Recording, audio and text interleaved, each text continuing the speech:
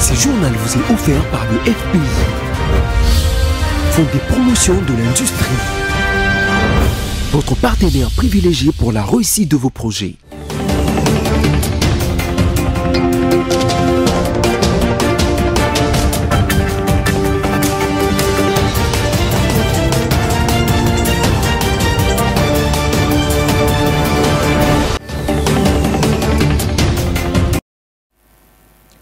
Grande joie de vous informer, mesdames, messieurs, bienvenue dans ce journal dont voici les sommaires.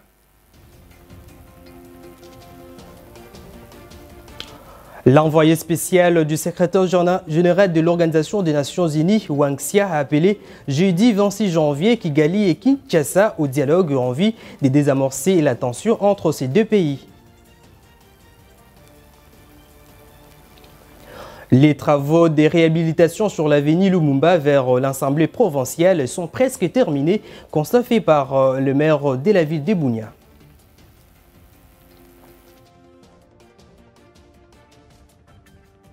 Encore une fois, bienvenue dans ce journal.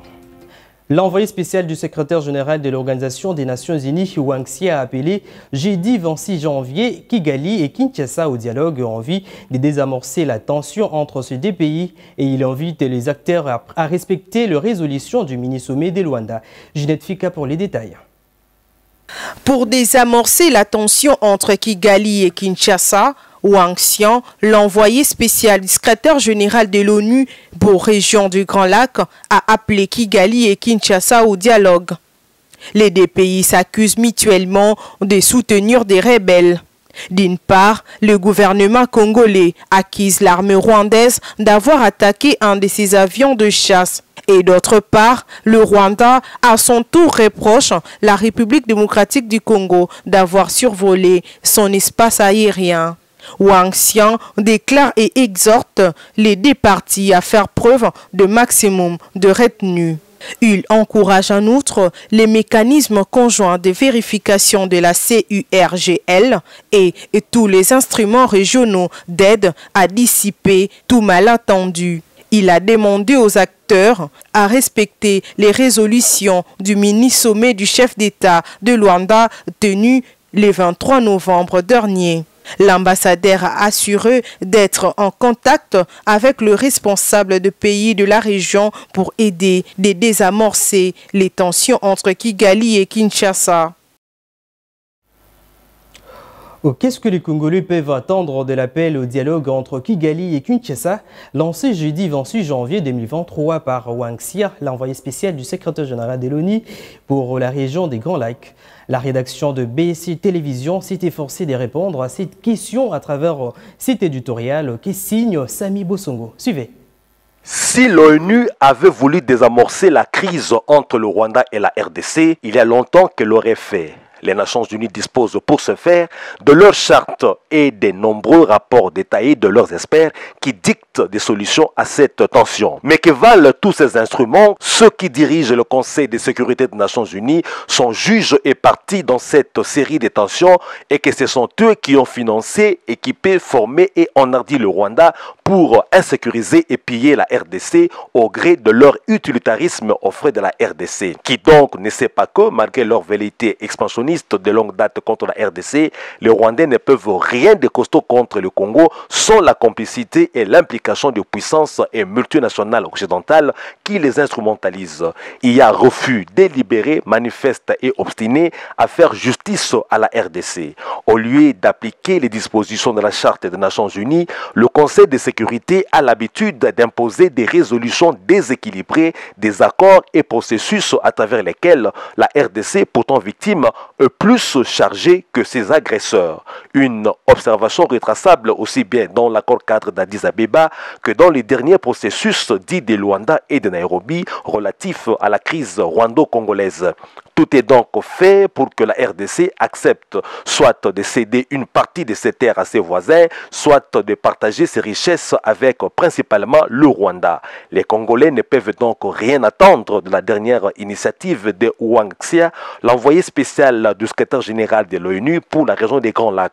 Tout ce que la RDC a à faire, c'est de se bâtir une armée à la taille de ces défis sécuritaires pour dissuader les voisins parasites et pathogènes de l'agresser n'importe quand à leur guise, sans oublier de leur priver des prétextes pour agresser la RDC.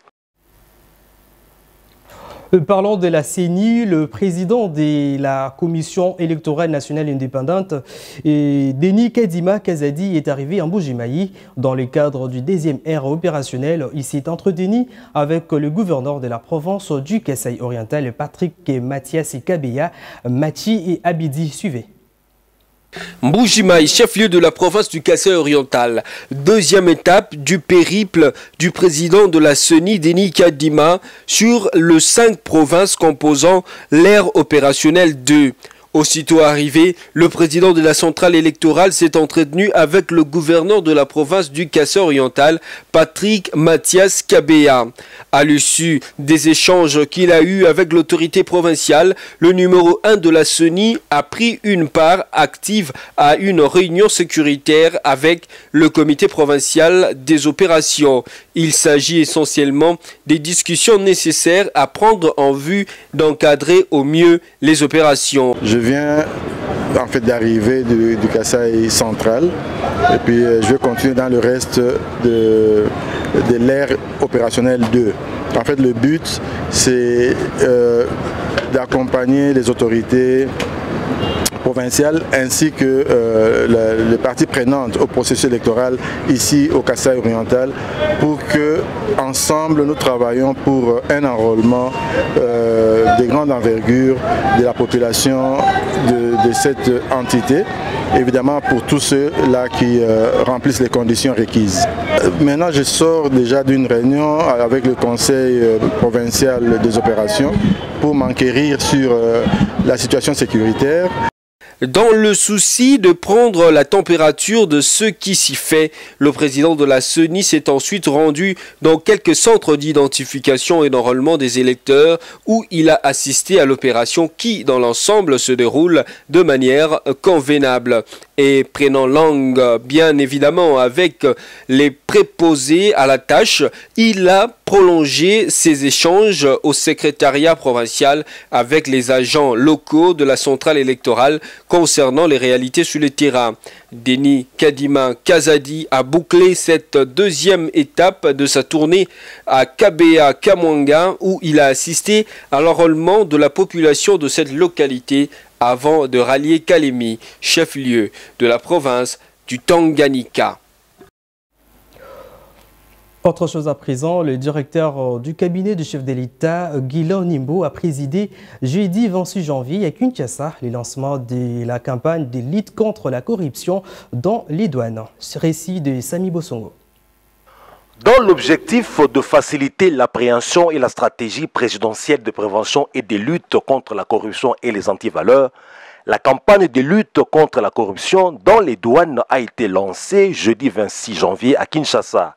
C'était en présence des membres du gouvernement, des agents douaniers de la Direction générale des douanes et assises DGDA et de la coordination du changement des mentalités CCM. À cette occasion, le cahier spécial du président de la République pour la prévention, la lutte contre la corruption et les antivaleurs dans les secteurs fiscal et douanier en RDC a été présenté. Outre qu'il a présidé cette cérémonie, le durcable du chef de l'État, Guillaume Nimbo, a remis les hyperguides. Ceux-ci sont un ensemble de textes juridiques et procéduraux qui servent de vade-mecum aux agents des douanes pour mobiliser des recettes.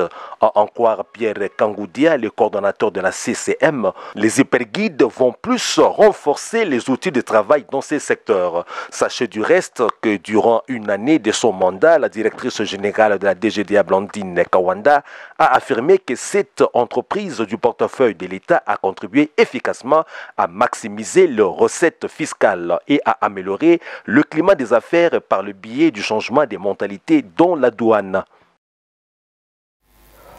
Chaque jour, le nombre des enfants de la rue appelés communément Chegué et s'accroît de plus en plus à Kinshasa. Qu'est-ce qui est à la base de ces phénomènes? Est-ce le divorce des parents? Quels sont les droits d'un enfant? Maître Aristote Mbouyi, avocat au barreau des Kinshasa Matete, nous en dit plus dans cet élément d'Orly Gaz et Ginette Fika. Suivez.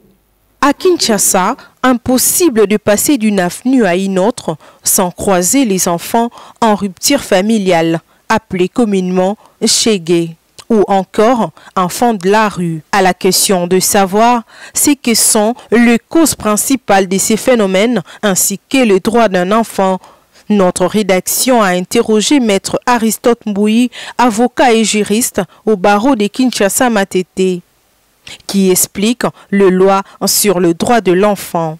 C'est-à-dire qu'il y a plusieurs lois qui parlent sur la protection de l'enfant. Sauf que aujourd'hui, sur le plan pratique, il n'y a pas vraiment plus de l'application sur cette loi. Maître Aristote Mbouyi demande au gouvernement de créer des orphelinats de l'État, car la plupart de ces enfants sont des orphelins. Il devrait instaurer des institutions comme les centres d'hébergement, les orphelinats, pour stopper cette hémorragie. Parce qu'aujourd'hui, nous sommes victimes, voulais-je vous dire, nous sommes victimes des enfants de la rue. Ils sont beaucoup, ils sont nombreux partout. Dans la ville, presque, si vous vous promenez partout, vous verrez des enfants qui quémandent et puis d'autres qui manquent des habits et ainsi de suite. Donc ça fait très mal. Ce que nous demanderons est d'instaurer les centres d'hébergement des orphelinats. Même s'il y a des orphelinats ici, quand bien même, mais des orphelinats sont plus des orphelinats privés. Ce ne sont pas des orphelinats créés par l'État congolais. La précarité dans laquelle vivent de nombreuses familles les empêche de scolariser leurs enfants qui se retrouvent livrés à eux-mêmes dans la rue. Lancé il y a exactement 2 semaines, les travaux de réhabilitation sur l'avenue Lumumba vers l'Assemblée provinciale sont presque terminés. Constat fait par le maire de la ville de Bunia qui a effectué une descente ce vendredi 27 janvier sur les terrains en vue de s'imprégner de l'évolution des travaux. Suivez. 2 semaines seulement ont suffi pour résoudre complètement le problème des nids des poules qui avait perduré sur le boulevard de Libération depuis plusieurs années. Ce matin, c'est sous les regards joyeux de la population que l'entreprise Mogabaran pose la couche d'enrobé, une dernière étape de ces travaux de réhabilitation, explique l'ingénieur de la dite entreprise. On avait commencé par décapage. Nous avons mis une couche qu'on appelle couche de fondation de 20 cm, suivie de la couche de base de 20 cm. Et cette couche de base, cette dernière a été stabilisée au ciment de 5% pour une bonne résistance. Étant donné qu'il y a de l'eau qui stagne à tout moment, on devait vraiment augmenter la portance de la route. En ouf de soulagement pour la population qui avait longtemps souffert de la dégradation de cet axe routier situé en plein centre-ville de Bunia. Depuis tout le tout, toujours gouverneur a été. Développement de changer air nyos. Les politiciens ont dérangé la population à Pamba. Au moment où on a les gars, mais tu as bon dit ma peu bateau. Tu as image oui. Tu as mis la kia depuis Mindelo Bami Sazalaka ah les boules Zalaka. Mais tu vas dans les mais changement est comme la dernière minute. Tant on était de ces équité n'amboka, venir comme malamoko tout le monde changement. Tout le monde est gouverneur, et moi tout le gouverneur. Depuis la bonne temps la côté gouvernement boité. Na image qui toko Moutinho a senti à l'aise. Délégué sur place par les gouverneurs militaires pour s'imprégner de l'évolution des travaux, le maire de la ville de Bunia, le commissaire supérieur principal Tchabwiniwa Migo John, s'est dit satisfait de la qualité des travaux et rassure la population. Notre souci est de redonner franchement la nouvelle Robin. Et ça se fait partout, que ce soit l'hôpital, que ce soit la mairie, que ce soit l'université, partout. L'autorité est en train d'investir grandement en Ituri. C'est là qui croient que nous ne faisons rien. Parce qu'on les dit, peuvent venir se rendre compte de ce que l'autorité provinciale est en train de faire en Ituri. La preuve est là. Pendant ce temps, les travaux de l'asphaltage de 8 km additionnés de la voirie urbaine évoluent sans désemparer. Le développement étant l'un des aspects clés de la restauration de l'autorité de l'État, le lieutenant général Louboya Kashamadjoni en fait aussi l'une de ses préoccupations majeures pour le bien-être de la population iturienne. Prévu pour ce 31 janvier, le pape François est attendu à Kinshasa par l'appel du chef de l'État, Félix Tshisekedi Tshilombo. Dans son programme, il sera face à la jeunesse congolaise. Quelques Kinois interrogés par le reporter de BC Télévision dit être impatient dès son arrivée. Suivez. Nous savons très bien que ça fait un moment que le Rwanda est en train de nous menacer. Qu'il puisse demander à notre voisin, le Rwanda, de ne pas agresser encore le Congo. Parce que lui, c'est un apostolat. Il ne peut pas faire une déclaration de guerre ou nous envoyer à faire la guerre. Nous souhaiterons de lui de nous conseiller pour que nous puissions vivre en paix, que les Rwandais ne continuent pas à nous agresser. Bon, normalement, sur le plan organisationnel, c'est bon. On voit qu'il y a des édifices qui sont en train d'être construits.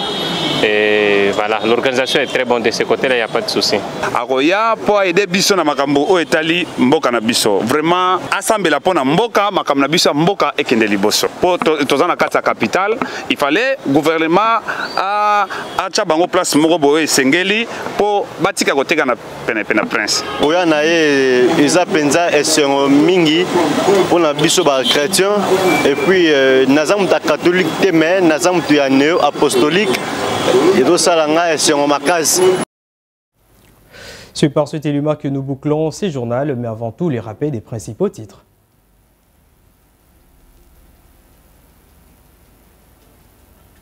L'envoyé spécial du secrétaire général de l'Organisation des Nations Unies, Wang Xian, a appelé jeudi 26 janvier Kigali et Kinshasa au dialogue en vue de désamorcer la tension entre ces deux pays. Vous l'avez aussi suivi, les travaux de réhabilitation sur l'avenue Lumumba vers l'Assemblée provinciale sont presque terminés, constaté par la maire de la ville de Bunia.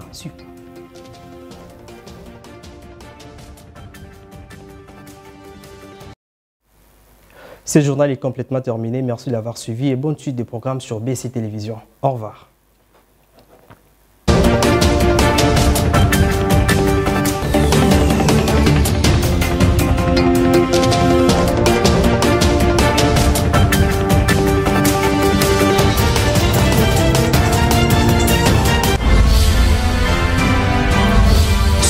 Vous a été offert par le FPI, Fonds des promotions de l'industrie, votre partenaire privilégié pour la réussite de vos projets.